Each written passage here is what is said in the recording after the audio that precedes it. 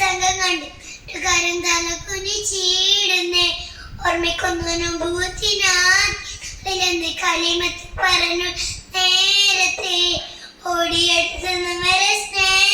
ചൊരിന ചളിവാരി നേരത്തെ ഓർമ്മിക്കുന്നു ഭൂത്തിനാൻ നാളിലെന്ന് കളിമത്ത് പറഞ്ഞുള്ള നേരത്തെ ഓടിയെടുത്തുന്ന വരെ